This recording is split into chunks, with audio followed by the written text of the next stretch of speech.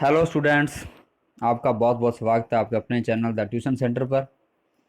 और आज अपने जो बात कर रहे हैं, जब अपना ट्रिग्नोमेट्री का जो पार्ट चल रहा था उसका लास्ट पार्ट पर अपने पहुंच चुके हैं, जिसका नाम है हाइट एंड डिस्टेंस, यानी ऊंचाई एवं दूरी। तो ऊंचाई एवं दूरी वाले जो कंसेप्ट आपका चैप्टर नंबर 8 है, उसमें से 3 नंबर का क्वेश्चन आता है। कुछ भी बातें चेंज नहीं हुई है, वही फार्मूले रहने वाले हैं, वही कंसेप्ट रहने वाले हैं। बस एक चीज़ बदली है, वो है कि अब इस बार आपको उन सभी फार्मूलों को अपने डेली लाइफ में या कुछ ऐसे क्वेश्चनों में यूज़ करना है जो आपको शायद जिनकी ऊंचाई एवं दूरी है वो बहुत ज़्यादा है। ठीक है, तो उन क्वेश्चनों के लिए अपने इन फार्मूलों को कैसे यूज़ करना है, किस तरीके से यूज़ करना है, तो अपने शुरू करते हैं। मैं सबसे पहले आप स्क्रीन पर देख पा रहे हैं कि मैंने लिखा है उन्नयन कोण। अब उन्नयन कोण क्या होता है? उन्नयन कोण का मतलब है जी कि जब कोई वस्तु को आप, जैसे मान लो कि आप खड़े होकर छत की तरफ देख रहे हो, तो जो आपकी आंख और छत के बीच का जो कोण बन रहा है उसे अपने बोलते हैं उन्नयन कोण। यानी कि जब व्यक्ति की जो दृष्टि है वो ऊपर की ओर जाती है, और जब वो दृष्टि ऊपर की ओर जाती है तो तब जो कोण बनता है उसे अपने बोलते हैं थीटा, यानी कि उन्नयन कोण। ठीक है जी। ऐसे अगर अवनमन कोण की बात करूं मैं अगले वाले की, तो उसके अंदर क्या होता है कि जब आप छत से खड़े होकर नीचे की ओर देख रहे हो, तो जो आपकी आंख का जो कोण बनता है वस्तु की ओर, वो बनता है अवनमन कोण। कहने का मतलब क्या है कि जो कोण नीचे की ओर बन रहा है अवनमन कोण, और जो ऊपर की ओर बन रहा है वो उन्नयन कोण। तो एक बात तो स्पष्ट हो गई इसके अंदर कि भाई उन्नयन कोण और अवनमन कोण दोनों का मान क्या होता है, बिल्कुल सेम होता है। कैसे कि अगर आप छत पर खड़े होकर नीचे देख रहे हो, तो जो गहराई है वो जितनी आ रही है उतनी ही आ रही है जितने आप नीचे खड़े होकर छत को देख रहे हो, जितनी ऊंचाई आ रही है, यानी ऊंचाई और गहराई का मान सेम होता है। उसी तरीके से जो आपका उन्नयन कोण है वह अवनमन कोण क्या होता है, बिल्कुल बराबर होते हैं। कहने का मतलब क्या है कि बस आपको ये जो दोनों चीजें हैं, जब आप चित्र बनाओगे, डायग्राम बनाओगे, तब आपको बहुत ध्यान में रखनी है। बाकी कंसेप्ट के अंदर इसका कोई लेना देना नहीं है। तो जो बातें आपने ध्यान रखनी है उनके ऊपर मैं ध्यान लगाऊं तो आपको मैं बता दूं कि सबसे पहले तो आपने काम करना है, प्रश्न को ध्यानपूर्वक पढ़ना है। ये बातें, इन 3 स्टेप को ढंग से समझ लेना, आपके क्वेश्चन किसी हालात में गलत नहीं होंगे। पहला नंबर एक तो कि प्रश्न को आप ध्यान से पढ़ो, जो भी क्वेश्चन दिया उसको ध्यान से पढ़ो, और ध्यान से पढ़कर उसका क्या बनाओ आप, जैसा जैसा बोल रहा है एक चित्र बनाओ। और ध्यान रखना, चित्र जो बनेगा वो एक समकोण त्रिभुज के रूप का बनेगा। हो सकता है वो त्रिभुज 2 हो जाएं, 3 हो जाएं, लेकिन बनेंगे क्या, समकोण त्रिभुज बनेंगे। ठीक है जी। उसके बाद में जब समकोण त्रिभुज आपने बना लिया, तो उसमें जो कोण आपको दिया हुआ है उस कोण के अनुसार आप लंब, कर्ण और आधार निकालिए, भुजा निकालिए, और त्रिकोणमितीय अनुपातों को ज्ञात कीजिए। ठीक है। उसके लिए आपको जो मेन जो आपने यूज करना है, वो आपने कंसेप्ट पढ़ा होगा, लाल बटा कक्का वाला। ठीक है, ये सबसे इंपॉर्टेंट है, इसी का यूज होगा सारे के सारे क्वेश्चनों के अंदर लगभग। ठीक है, कोई बाई चांस क्वेश्चन आई इसमें पाइथागोरस प्रमेय में लगेगी, कर्ण स्क्वायर बराबर आधार स्क्वायर प्लस लंब स्क्वायर वाली, नहीं तो ये का ये कंसेप्ट आपका लगने वाला है सभी सवालों में। ठीक है। तो मेन बात इसमें क्या है, मेन बात सबसे पहला स्टेप इसके अंदर ये है कि आप प्रश्न को ध्यानपूर्वक पढ़कर और उसका चित्र आप अच्छे से बना लें। अगर आपका चित्र सही है तो उसके बाद में सवाल इतना आसान है कि आप 1 मिनट में उसको, कितने बड़े सवाल को 1 मिनट में आप सॉल्व कर दोगे। ठीक है। तो मैं कुछ क्वेश्चन अलग अलग टाइप के यहाँ पर ले रहा हूँ इस वीडियो के अंदर, ताकि क्योंकि क्वेश्चनों की कोई सीमा नहीं है, आपको कंसेप्ट पता होना चाहिए। इनके जैसे बहुत सारे क्वेश्चन आपको किताब में मिल जाएंगे, वो सारे तो मैं नहीं वीडियो में ले सकता, लेकिन जितना कंसेप्ट है, जो अलग अलग प्रकार के क्वेश्चन जिस तरीके के आ सकते हैं, उन सबको मैं वीडियो के अंदर ले रहा हूँ। और लास्ट में आपको एक शॉर्ट मेथड भी मैं बताऊंगा इसका, ऊंचाई एवं दूरी का, जिससे आप आसानी से इजी तरीके से अपना उत्तर है वो फाइंड कर सकते हैं। लेकिन आपको उस तरीके से सवाल नहीं करने, सवाल जो पहले करवाऊंगा उसी तरीके से करने हैं, क्योंकि आपकी जो किताब में मेथड है अपने को वही लेकर चलना है। ठीक है जी। तो शुरू करते हैं। जैसे मान लो ये पहला क्वेश्चन आपका, कि एक ऊर्ध्वाधर खंबे की परछाई खंबे की ऊंचाई के बराबर है। ठीक है। तो खंबे की जो परछाई है वो खंबे की ऊंचाई के बराबर है। कहने का मतलब है कि मान लो कि एक खंबा है, खंबा आपने देखा होगा सीधा खड़ा होता है, ये थोड़ा मेरा टेढ़ा हो गया। ठीक है। खंबे की ऊंचाई है वो इसकी परछाई, अब परछाई कहाँ से लगेगी, यहाँ से नीचे की ओर, ये परछाई है। तो मान लो एक डायग्राम अपने पास बन रहा है, इस खंबे की ऊंचाई, ठीक है, यानी कि इस खंबे की ऊंचाई है वो इस परछाई के क्या है, बिल्कुल बराबर है। यानी अगर परछाई एच है तो ऊंचाई भी क्या है, एच है। आपको निकालना क्या है, उन्नयन कोण, यानी कि थीटा निकालना है। उन्नयन यानी कि ऊपर की ओर देखने वाला कोण, यानी कि ये कोण आपको थीटा निकालना है। ठीक है जी। सुन गया। अब देखते हैं तो किसकी बात कर रहा है, अभी देखो ऊंचाई और परछाई की बात, यानी कि आधार और लंब की बात कर रहा है। और आधार और लंब लाल बटा कक्का में किस में आते हैं भाई, बिल्कुल लास्ट वाला पोर्शन कौन सा है, लंब बटा आधार वाला। तो वहां पे अपने लिया लंब का मान एच, आधार का मान एच, एच में एच का भाग दिया, उत्तर आ गया 1। तो टेन थीटा बराबर आया 1, और 1 किसका मान है टेन वाली सारणी में, टेन 45 का। तो टेन से टेन हुआ कैंसिल, थीटा का मान आ गया 39 डिग्री। ठीक है, तो बिल्कुल इजी। अब ध्यान, दूसरा क्वेश्चन देखते हैं। जैसे ये दिया कि 15 मीटर लंबी एक सीढ़ी है, वो दीवार के शिखर तक पहुंचती है। अब ध्यान रखना कि अगर एक दीवार ऐसे है तो उसके साथ सीढ़ी आप लगाओगे तो सीढ़ी कभी खड़ी नहीं लगती, सीढ़ी कैसे लगती है, टेढ़ी लगती है। तो ये आपको सीढ़ी दे दी 15 मीटर। मैं यहाँ पे थोड़ा लिख लूँ इसको कि सीढ़ी आपको दे दीजिए 15 मीटर। ठीक है, सीढ़ी आपको 15 मीटर दे दी और ये सीढ़ी है। अब ध्यान से देखना, त्रिभुज बन गया अपना। ये कह रहा है ये सीढ़ी है वो दीवार के साथ, ध्यान से पढ़ो, सीढ़ी दीवार के साथ। अब सीढ़ी है वो यहाँ नीचे धरातल के साथ में नहीं बना रही, दीवार के साथ बना रही है, यानी कि यहाँ पे कोण बना रही है कितने डिग्री का, 60 डिग्री का। ठीक है जी। अब ध्यान से देखना, अगर यहाँ पे कौन बना है तो इसके सामने वाली भुजा क्या हो जाएगी भाई, लंब, और ये क्या बन जाएगी, आधार। ठीक है, यानी कि जो दीवार की ऊंचाई की आप बात कर रहे हो, दीवार की आप बात कर रहे हो, वो आपका क्या है, आधार। आपको आधार ज्ञात करना है और आपको दिया क्या है, कर्ण। अब कई बच्चे यहाँ पे लंब फाइंड कर लेते हैं, इसको लंब मान लेते हैं, तब सवाल गलत हो जाता है। मैंने पहले कहा सवाल को ढंग से पढ़ना और फिर थीटा के हिसाब से अपनी भुजाओं का निर्धारण करना। देखो भाई, अब इसमें क्या हुआ कि आपको कर्ण दे रखा है और लंब आपसे पूछ रहा है। तो लंब आपसे, सॉरी लंब नहीं, आधार आपसे पूछ रहा है। लंब तो वही बात होगी ना, सेम टू सेम, कि लंब का तो बात ही नहीं, किसकी बात ही कर रहा है, आधार की बात कर रहे हैं। तो आधार और कर्ण किसमें दिए हुए आपके, लार्डा कक्का वाले फार्मूला में बीच वाला पोर्शन किसमें है भाई, कॉस थीटा में। तो कॉस का मान, थीटा का मान 60, कॉस 60, और आधार का मान h, और कर्ण का मान 15। तो कॉस 60 का मान 1/2 बराबर आ गया h/15, 15 बटा में इधर इसमें गुणा में, तो ये आ गया 15/2 यानी कि 7.5। तो दीवार की जो ऊंचाई है वो कितनी आ गई, 7.5। ठीक है जी। तीसरा क्वेश्चन देखो, जैसे यहाँ पे दिया कि 1.5 मीटर एक लंबा लड़का है और 30 मीटर ऊंचे एक भवन से कुछ दूरी पर खड़ा है। अब ध्यान से देखो, मैं जो कहने वाला हूँ बात, कि 1.5 मीटर लंबा लड़का अब 30 मीटर ऊंचे सामने भवन के सामने खड़ा है। उसकी, जब वह ऊंचे भवन की ओर जाता है, ये तो मान लो धरातल हो गया, अब ये बच्चा यहाँ से चल रहा है, ये सेम ही है, ये भुजा रही है, सेम है। देखो कि जब ये बच्चा भवन की ओर जाता है तब उसकी आंख से भवन के शिखर का उन्नयन कोण, अब इसकी आंख कहाँ होगी भाई, यहाँ है, व्यक्ति खड़ा है तो इसकी आंख यहाँ पे होगी। इस आंख से भवन का शिखर यानी कि ये चोटी, इसका जो उन्नयन कोण है वो 30 से 60 हो जाता है। यानी कि पहले जब वो देख रहा था उसका कोण कितना था, 30 डिग्री। यहाँ पे कोण कितना है भाई, 30 डिग्री है। और जैसे ही वो थोड़ा सा आगे गया और यहाँ पे पहुंचा तो उसकी भवन का जो, उसकी आंख का जो कोण कितना हो गया जी, 60 डिग्री हो गया। ठीक है, तो वो 30 और ये 60। बताइए कि वह भवन की ओर कितनी दूर तक चलकर गया, यानी कि यहाँ से लेकर और यहाँ तक वो गया है, तो उसने कितनी दूरी तय की है, यानी कि वो x का मान आपको ज्ञात करना है। ठीक है जी। अब देखो, जैसे ये दिया त्रिभुज ए बी सी में, आपको मान लो इस ऊपर वाले त्रिभुज की बात करें। ठीक है, तो ऊपर वाले त्रिभुज के अंदर अपने देखो, अपने को मान को किसका निकालना है, ये दूरी निकालनी है। तो ये दूरी को अपने क्या मान लिया जी, x, आगे वाली क्या मान लिया y, टोटल कितनी होगी x+y। अब इस बंदे की जी लंबाई, या जो व्यक्ति था या जो लड़का था 1.5 मीटर लंबा था, ये पूरी भवन कितने मीटर लंबा है, 30 मीटर लंबा। यानी कि यहाँ तक 1.5 है, और वो आंख से कौन बना रहा है, यानी कि नीचे तो कोई लेना देना नहीं है अपने को। तो ऊपर वाली भुजा निकालें, क्या करेंगे, 1.5 घटाएंगे, 30 में कितना बचे ऊपर ऊपर, 28.5। तो अपने को क्या दे रखा है, देखो जी लंब दे रखा है और हर बार अपने को आधार ज्ञात करना है। देखो ये आधार अपने को ज्ञात करना है। तो पहले बड़े वाले त्रिभुज में देखो, तो थीटा का मान कितना भाई, 30, तो tan 30, लंब का मान 28.5 और आधार पूरा कितना हो गया भाई, x+y। tan 30 का मान 1/√3 बराबर हो गया 28.5 x+y। x+y को अपने लगे इधर गुणा में और √3 इधर भाग में इधर आके गुणा में, तो हो गया x+y बराबर 28.5 गुणा √3। ऐसे जब दूसरे वाला करोगे तो क्या आएगा, tan थीटा का मान कितना आएगा, 60, लंब तो वही रहेगा 28.5, लेकिन आधार क्या हो जाएगा आपका, y। देखो अपने चेक करते हैं, ये देखो कि यहाँ पे आपका आ गया tan 60, लंब का मान 28.5 और आधार आपका आ गया वाई।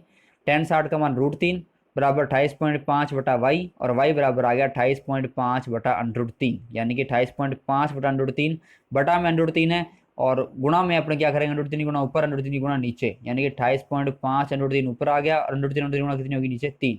तो 3 से जब कैंसिल करेंगे तो कितना बनेगा अपने पास में, 9.5 √3। ठीक है, तो कहने का मतलब क्या है, भवन की ओर चली गई दूरी, भवन की ओर चली गई दूरी, तो यानी कि आपको x ज्ञात करना है। तो ये आपके पास मान है y का, और जो अपने पहले मान ज्ञात किया था वो आया था x+y का। अगर x+y वाले में से y घटा दें तो अपने पास क्या बचेगा भाई, अगर x+y वाले में से y घटा दें तो क्या बचेगा, ओनली x बचेगा। यानी इसमें से अगर माइनस कर दी तो y से y कैंसिल हो जाएगा, क्या बचेगा अपने पास में, सिर्फ x बच जाएगा। तो क्या करना है, इसमें से ये अपने माइनस कर दो। तो 28.5 √3 में से 9.5 √3 माइनस किए तो अपने पास बचा जी 19 √3। ठीक है जी, एक मिनट थोड़ा सा, तो ये अपने पास में आ गया 19 √3 मीटर। अब देखो चौथा क्वेश्चन। अब चौथे क्वेश्चन में क्या है, देखो ध्यान से, ये कह रहा है कि नदी है, देखो मैं आपको उसका पूरा पूरा मान लो कि ये पुल है नदी का, और ये नीचे पुल के नीचे इस तरीके से, ये मान लो ये पुल के नीचे वाला हिस्सा है, इसमें बीच में से पानी गुजर रहा है। ये नदी के दो किनारे हैं साइड वाले, ये मान लो ए, ये मान लिया बी, ये सामने से मुख्य बिंदु अपने पास में। इससे जो अवनमन कोण बन रहा है कितना, 30 डिग्री, इधर जो अवनमन कोण बन रहा है कितना बन रहा है, 45 डिग्री। और इस सुमुख कोण से ये जो इसकी बीच की लंबाई कितनी है, 3 मीटर। तो ये अपने पास हो गया 30, क्योंकि अवनमन बराबर है, ये 30 तो ये भी 30, ये 45 तो ये नीचे वाला भी 45। ये अपने पास डायग्राम आ गया। अपने को करना क्या, नदी की चौड़ाई, यानी कि जो नदी की चौड़ाई है अपने को नीचे वाली ए से लेकर बी तक की, वो अपने को ज्ञात करनी है। ठीक है, अब ध्यान से देखो, मेरे पास दो त्रिभुज बने हैं। दो त्रिभुज कैसे बने, देखो एक त्रिभुज इधर वाला और एक त्रिभुज इधर वाला।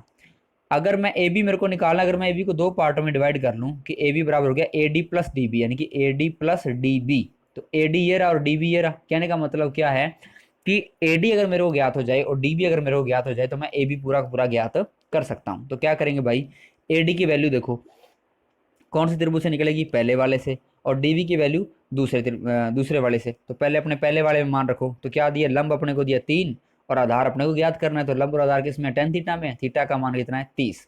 तो आ गया 1/3, लंब का मान 3 बटा में एडी का एडी, और एडी बराबर आ गया 3/3। ऐसे ही जब दूसरे वाले देखो तो tan 45, लंब का मान तो वही 3 रहने वाला है, और आधार कितना हो जाएगा इस बार बी डी। तो बी डी का मान आ जाएगा बी डी का बी डी बराबर आ गया 3।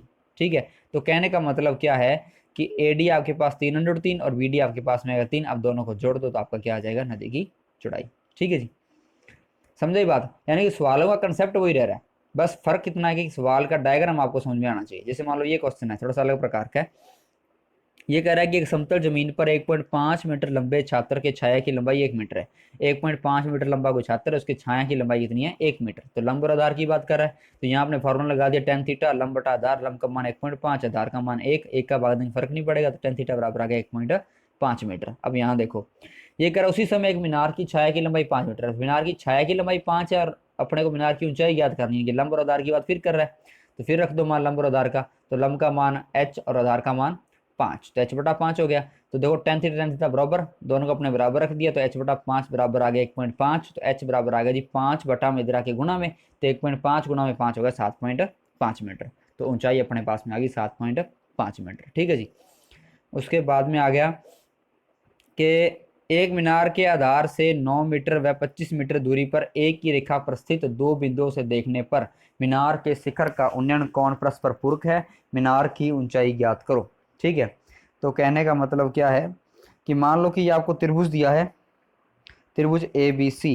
ठीक है, और इसकी एक मीनार आपको देखी है, ये मान लो मीनार है आपकी। ठीक है, इस मीनार के आधार से 9 मीटर यानी कि यहाँ तक, ठीक है, और उसके बाद में आगे 25 मीटर तक, यानी कि 9 मीटर और 25 मीटर की जो दूरी है, यहाँ पे दो कोण बना रहा है, और दोनों कोण के आपस में पूरक कोण है। पूरक कोण कितनी डिग्री का होते हैं, दोनों का जोड़ क्या था मैंने बताया था, पूरक कोण में 90 डिग्री। कि मान लिया आपने कि अगर ये कोण थीटा है तो दूसरा कितना होगा भाई, 90 माइनस थीटा, और आपको निकालनी है इस मीनार की ऊंचाई। यानी कि आपको आधार दिया है दोनों त्रिभुजों में, इसमें भी आपको आधार दिया है, इसमें भी आपको पूरा का पूरा आधार दिया है, यानी कि सारे में आधार दिया है और इसमें भी आधार दिया है, और लंब आपसे पूछ रहा है। तो लंब और आधार किस में आएंगे भाई, tan थीटा में। तो tan थीटा का फॉर्मूला लगाओ, सवाल सॉल्व करो। देखो भाई, तो पहले पूरे के अंदर अपने tan थीटा का फॉर्मूला लगाया, ध्यान से देखना। तो tan थीटा का फॉर्मूला लगाया, तो यहाँ tan थीटा लंब बटा आधार, लंब का मान कितना है भाई, h बटा में पूरा पूरा आधार कितना है जी 25। ऐसे जब दूसरे में लगाया तो tan थीटा का मान कितना है 90 माइनस थीटा, लंब का मान h और आधार का मान कितना है 9।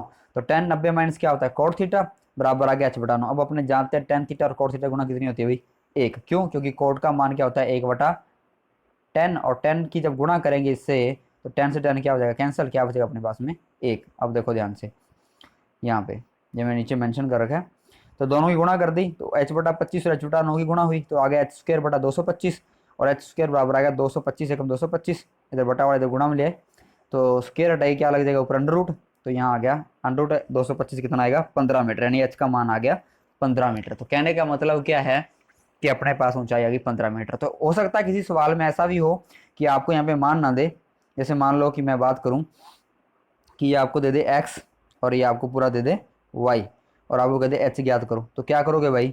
अब आपने यहाँ पे देखो क्या किया, 25 नीमा 225 होते हैं ना, यानी कि आपने h का मान जब निकाला तो आपने निकाला रूट 225, यानी x और y का रूट, ये x है ये y है, तो इन दोनों का आपने गुणा किया, तो एक्स गुणा वाई और ऊपर क्या लगा है रूट, यानी कि 25 निमा 225 और ऊपर लग गया रूट। यानी कि आप सीधा भी कह सकते हो कि अगर आपको मान ना दे तो फॉर्मूला डायरेक्ट बनता है एच का, एच बराबर रूट एक्स वाई जब कोण क्या हो, पूरक हो। और ऐसा मैंने सवाल आपके आगे मेंशन कर दिया, देखो ध्यान से, ये रहा, दिख रहा है, मीनार की ऊंचाई है रूट एक्स वाई। अब यहाँ पे भी लिखा हो, कुछ भी लिखा हो, सवाल वही तरीका सेम रहने वाला है। देखो यहाँ पे पहले बड़े वाले त्रिभुज में देखें या छोटे वाले में देखें, तो ध्यान से देखो, पहले ये देखा इस त्रिभुज में तो टेन थीटा बराबर लंब का मान एच बटा में आधार का मान एक्स। ऐसे बड़े वाले में देखा तो टेन 90 माइनस थीटा और लंब का मान जी भाई साहब एच और आधार का मान कितना है भाई, पूरा पूरा वाई।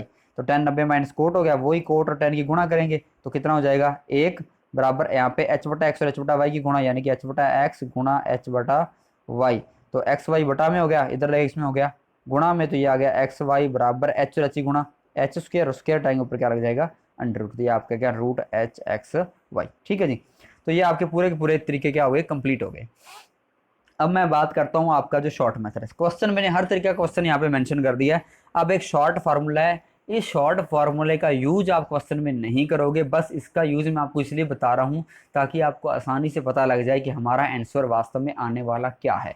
मीनार की ऊंचाई क्या आने वाली थी, ठीक है, सीढ़ी की लंबाई कितनी आने वाली थी, वो आप इससे ज्ञात कर सकते हैं। तो देखो ध्यान से, ये जो शॉर्ट मेथड है आपको ये दो सारनियां दिमाग में रखनी पड़ेगी। देखो 45 डिग्री 45 डिग्री 90 और 30 60 90। अब मैंने यहाँ पे बराबर डायग्राम भी बनाया है, अगर आप चेक करें तो देखो कि मान लो कि अगर आपके पास एक त्रिभुज है, मान लो मैं यहाँ पे दो त्रिभुज ले रहा हूँ, इसका एक कोण 90 डिग्री है, ठीक है। अब एक कोण 90 डिग्री आपके पास बचते हैं, बाकी दो कोण, तो दोनों कोणों में दो ही कंडीशनें बन सकती है। यहाँ तो ये कोण कितना होगा, अगर ये 45 है तो ये भी कितना बचेगा 45, क्योंकि त्रिभुज तीनों कोण का योग कितना होता है भाई 180, इसमें से एक तो हो गया 90, दोनों में पीछे कितना बच गया 90, और 90 को अपने दो ही भागों में तोड़ सकते हैं, यहाँ तो 45 45 में तोड़ दो, या फिर आप तोड़ दो 30 और 60 में, क्योंकि बाकी मान आपके पास सारणी में अवेलेबल नहीं थे। ठीक है, तो आपके सामने दो ही कंडीशन बनेगी, या तो 30 60 और 90 वाली, या फिर बनेगी 45 45 90 वाली।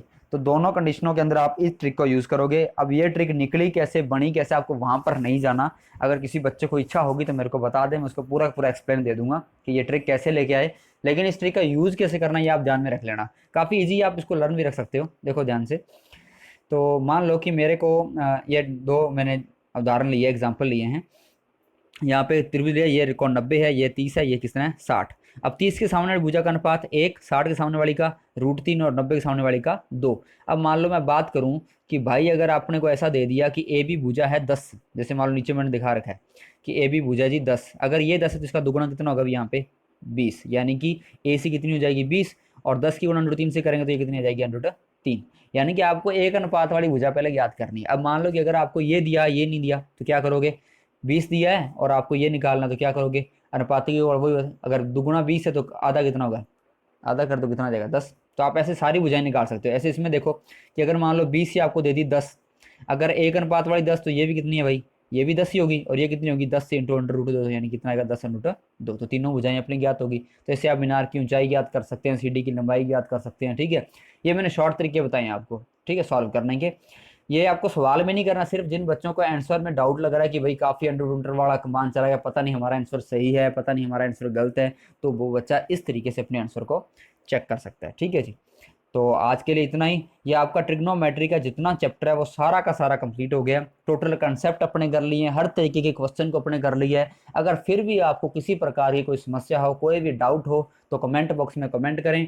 और ट्रिग्नोमेट्री का पार्ट अपना कंप्लीट हो चुका है 11 मार्क्स का, और मैं कोशिश कर रहा हूँ कि जितना जल्दी उसके आपको सारा का सारा सिलेबस करवाऊँ, आसान और कम टाइम में, कम समय में आप पूरी की पूरी किताब को कैसे लर्न कर सकते हैं, कैसे कैसे सीख सकते हैं। तो आज के लिए इतना ही। ज़्यादा से ज़्यादा इस वीडियो को अपने सहपाठियों के साथ शेयर करें, और अगर कुछ भी दिक्कत आए, किसी प्रकार का कोई भी कंसेप्ट आपको समझ में ना आए, तो मेरे कमेंट बॉक्स में मैसेज जरूर करें, ताकि मैं आपको अच्छे तरीके से मैं जो भी अपना टॉपिक उसको समझा सकूँ। तो आज के लिए इतना ही, धन्यवाद।